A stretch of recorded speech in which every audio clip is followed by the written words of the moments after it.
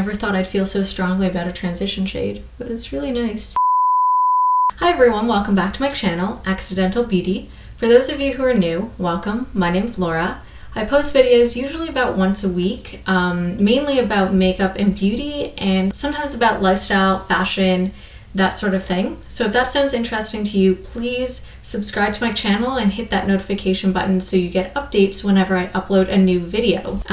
Today I'm going to be talking about Makeup Revolution's Reloaded Division palette. It looks like this. Just open it up. So very clearly, if you're familiar with sort of what's going on in the makeup world, you'll recognize right away that this is very obviously a dupe for Anastasia Beverly Hills Subculture palette. So very clearly the same color palette that we're working with. Makeup Revolution is known for doing this. They do a lot of dupes of sort of higher end beauty products in a very recognizable way. I don't know how they don't get caught with like copyright issues. This palette has one extra shade, so the Anastasia palette has 14 shades and this one has 15 shades. This one has a black, whereas the Subculture palette does not have a black. Other than that, pretty much the same shades. What else can I say about the palette? Anastasia Beverly Hills is a brand that uses carmine, the pigment, a lot in their makeup. So carmine is a red pigment. It's used in a lot of makeup. It's also used in food. It's made from crushed beetles, and I happen to be allergic to it. It makes my eyes swell up. Not fun, not pleasant, not cute. So I try and avoid it whenever I can. Often I'll look for vegan brands because I know that there is not going to be any carmine in it because it's an animal-derived product, and vegan brands are not into animal-derived products. So Makeup Revolution, I'm not sure if their entire brand is vegan, but this palette is cruelty-free and vegan. In case you were wondering, it is. You can also get it on the Makeup Revolution website. It is I believe it's a UK-based company, so I don't know what shipping would be like to other countries. I got this from Ulta. It was super cheap. It was about $10 Canadian, roughly. It's like $7 or something US, so very affordable. And what else can I say? I don't know. Let's just get into the tutorial. So I'm wearing it on my eyes today. I used all the shades in the palette to create this look. So if you want to see, how I got this look, my first impressions, my thoughts, everything, then please keep on watching.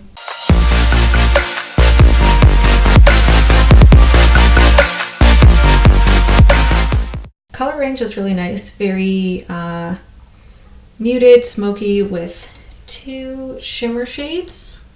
So this coppery one and this green one that I'm so excited to use. Then I think this one is sort of like a satiny color. Oh, I guess I have to do swatches of all of these, don't I?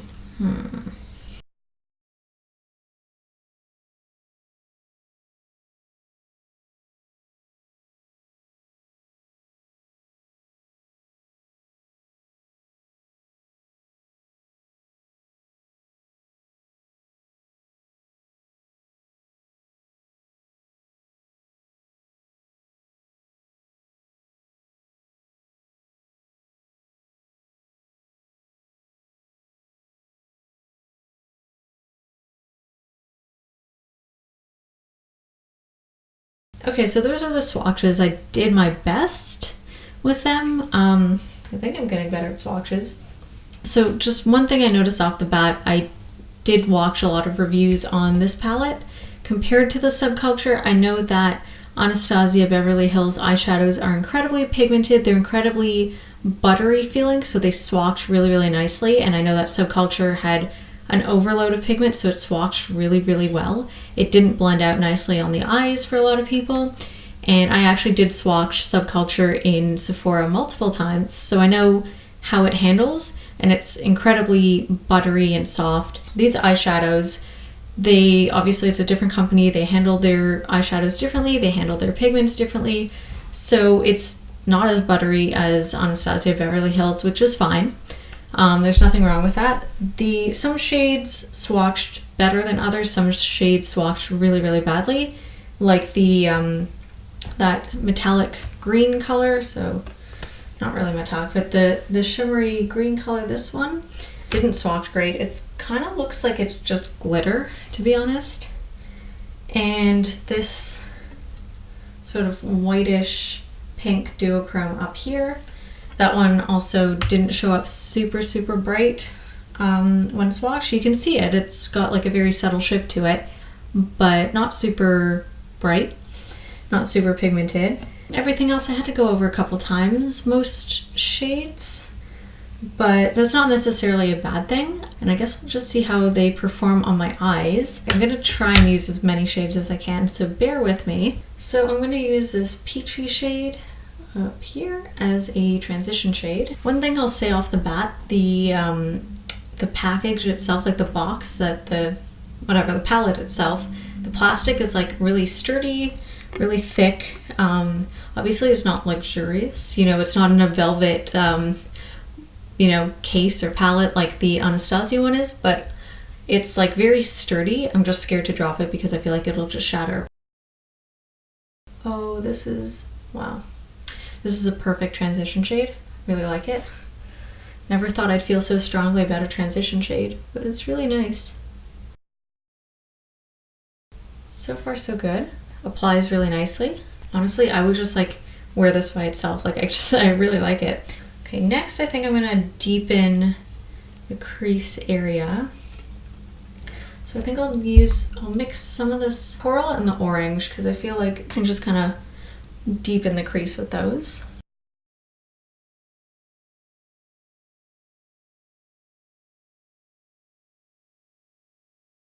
So I'm just gonna zoom in a bit more. I'm just gonna add a little bit more of the orange. So far, I mean, I know these colors are tonally very similar, but they blend together really nicely. So because I just want to use as many shades as possible for this, I'm going to take the yellow, I'm just going to blend it on the outer corner, maybe mix a little bit. Yeah, I'm going to mix the yellow and the orange together and just sort of blend that on the outer crease.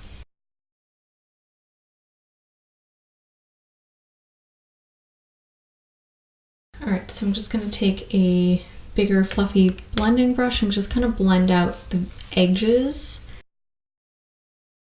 So I know the issue that a lot of people had with the Subculture palette was the darker shades and that they didn't blend together nicely.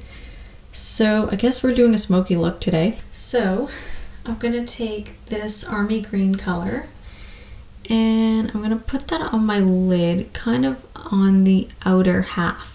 I think what I'm going to try and do is make a gradient of the darker blues and greens, but just kind of like focusing just on this area.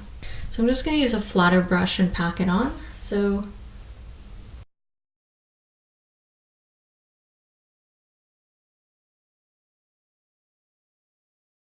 you know what I like about this is actually it's pigmented, like you can definitely see it, but it's not in your face pigmented, which was an issue with Subculture. And because of that, I feel like it makes it much easier to work with because, when you work with smoky shades, if you put too much down, then it's hard to kind of fix your mistake because you just end up with a mess. So I actually like having a little less pigment that I can build up and just kind of take my time with it. But at the same time, there's enough pigment that like if I was in a rush with this palette, I could just kind of lay some down and it would look nice. Whereas I hear with Subculture, you really have to take your time with it and sort of apply a little bit of color and then blend it up. And I'm often in a rush when I'm getting ready. So I like that I have options with this one. Like I can, you know, take it low and slow, or I can sort of put it on in a rush. If that made any sense.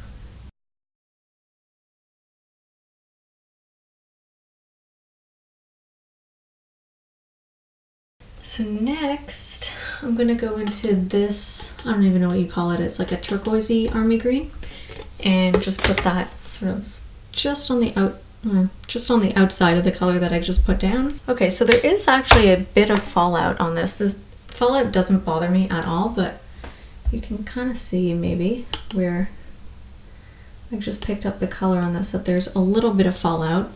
Really, the fallout doesn't bother me unless it's like what some people were showing with Subculture, where it's like you could see the pan, but in general, fallout doesn't bother me. because these are pressed powders, so like they're powdery, obviously there's going to be a little bit of kick up.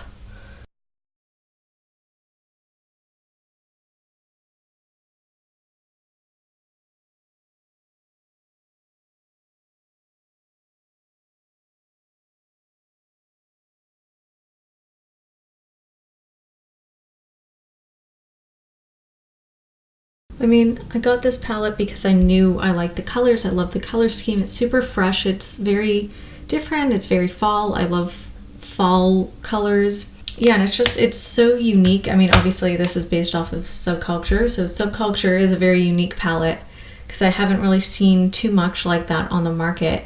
But yeah, I really like these colors so far, which I knew I would anyways. Like I thought about, see, whenever Subculture came out, I thought pretty much from then till, you know, a month ago or whatever that, you know, should I get it, should I not? And then I finally decided to get the Makeup Revolution one because it would not give me an allergic reaction, which is always a nice thing. But yeah, I'm really liking these.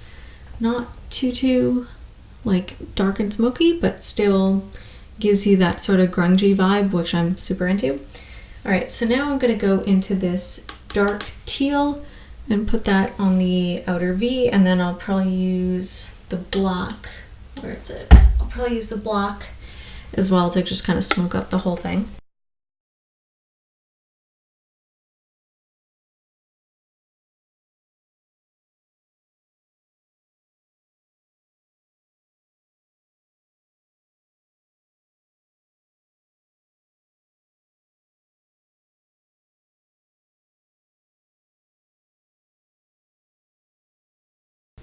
Okay, one thing I am noticing is when I blend out the edges, oh, we got a little fallout on my face. So one thing I am noticing is when I blend out the edges, I feel like it doesn't really blend, it just kind of like erases the color a bit. So I'm sure these shades, like the blues and greens and stuff, are harder to work with. I hear they're harder colors to formulate, but either you have colors that blend into, like, you know, very little, or they don't blend at all, which is like a little bit of a bummer. So I'm just gonna add a little bit more of that dark blue.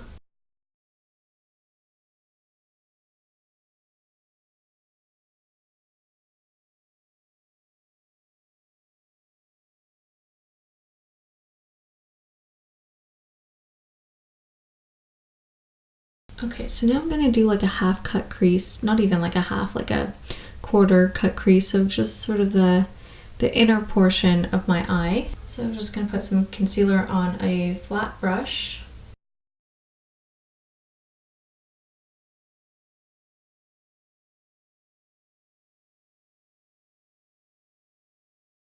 So I'm just gonna do it on my finger. I'm gonna take the copper color. Ooh, yes.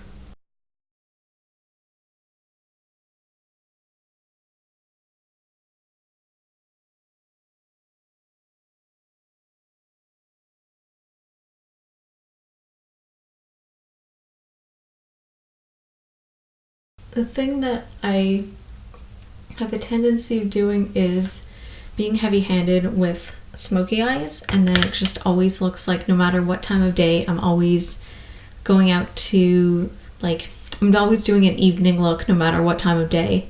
And I like the control that I have with these because they're not as like richly pigmented. I can still do a smoky eye and, you know, it'll be daytime appropriate and nighttime appropriate. So I like that. I feel like that's just, I'm not a pro at makeup, so I'm just a little heavy-handed sometimes. And I'm gonna take the green shimmery shade and try and do like my inner lid with this one. Okay, yeah, that's not working. Okay, I'm gonna use my finger, never mind. So it's a little bit of a bummer. This is the shade that I was probably most looking forward to. And it's literally just glitter. I feel like this would look cool as like an eyeshadow topper, or maybe with like a glitter glue or glitter primer or something. It might stick better, but It seems to be more of a topper than an actual eyeshadow. But it's kind of cool. Is this like a inner lid highlight thing moment going on? Alright, I mean, that's looking cool. Next, I'm going to do an inner corner highlight, and I think I'll just extend that to brow bone highlight and whatnot. So I'm going to take this duochrome white pink moment and just have fun highlighting with that. So I'm going to use my fingers again because it seems to work better for these sort of shimmery shades. Okay, and you can barely see that. Oh no, you can see that. Okay, that's kind of cool. I'm going to try and use a brush and some Fix Plus. See how that works.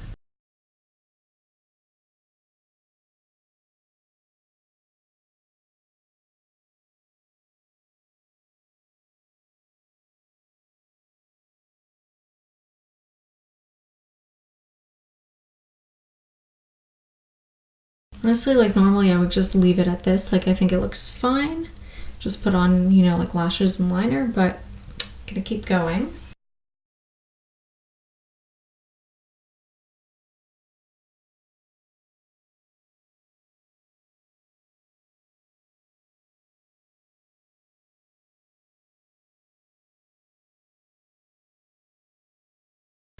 I'm gonna take a bigger sort of like fluffier flat brush and take this shade.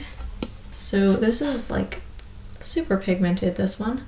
Just like soaked it up on my brush.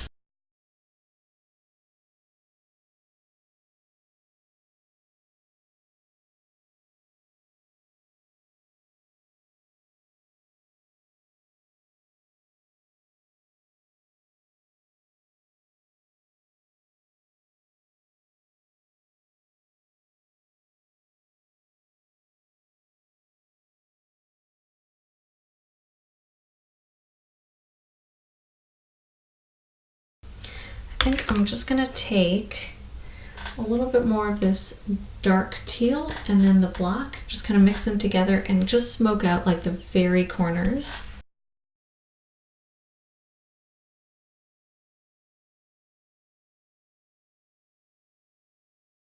It's starting to look a little messy, not gonna lie. It's probably my fault, just because I'm a little picky. I'm just gonna go over the areas where I put down the sort of lighter army green and then the sort of turquoisey, tealy green things, just kind of in the center to the outer area, just because those colors seem to be fading. So I'm just gonna mix both of those on my brush and just kind of go over that.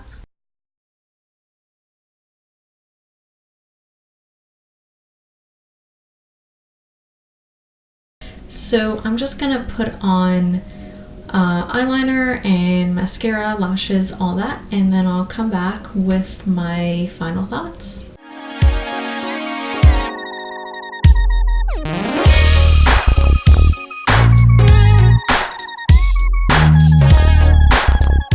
Okay, so I added really dramatic lashes.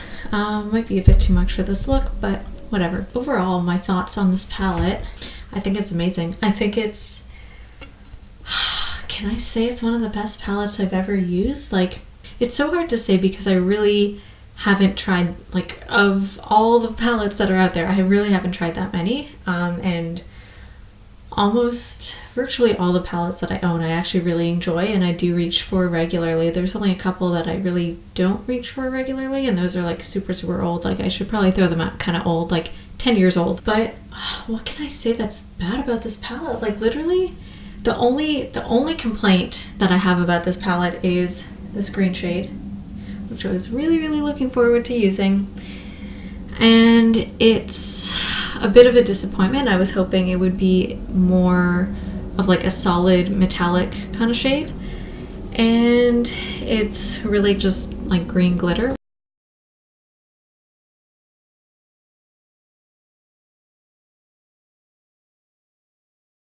Which has its uses, and I can make it work, and I tried layering it on top and I tried to pick up a lot of product with that one, and it sort of worked, but it's not as pigmented as I would have liked. And then same thing with this shade. I know in the Subculture palette, this one also needs a little bit of work.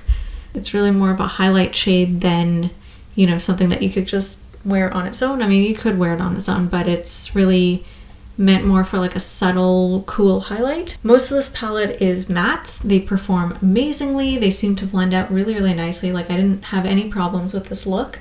And then this copper shade also performs really, really nicely. And I've sort of had like hit and miss experiences with coppers before. Really just mostly ColourPop's Millie. I don't like that copper. That has nothing to do with this video. But yeah, I really like this palette. The only thing I can say, which actually has nothing, because this is literally like a ripoff of Subculture, I just wish there were more metallic shades. I think the same thing goes for Subculture. I'm pretty sure that one had more mattes anyways, which is fine. I really like matte shades. I think these are really great for an everyday look, but there's still enough darker looks that you could smoke it up and do a more evening look. You can also do a grungy daytime look. Like it's really versatile. People look at this palette and they're like, what the hell am I supposed to do with this? Which obviously if you're not into cool tone shades, if you're not into more muted shades, don't get this palette. I happen to be drawn to those type of shades, even though like I don't instinctively reach for them. I am very much drawn to this palette. And I really like it. Like I could really see myself wearing these shades on the reg. So yeah, overall, I'll give it a 4.75 out of 5. Again, this is my first Makeup Revolution purchase. I'm really impressed by the quality of the shadows. They perform really, really great. Aside from, you know, the green shade and the sort of white highlighting shade, or like white pink duochrome shade, like I have no complaints. I don't have anything bad to say about this palette. So far I'm really impressed by the brand and would definitely consider buying other things from the brand. So good job, Makeup Revolution. I'm very impressed. If you like this video, if you like this review, please give it a thumbs up. If you've tried this palette, I'd love to know what you think about it, so feel free to comment in the comment section below and subscribe to my channel if you haven't already, and I'll see you in my next video.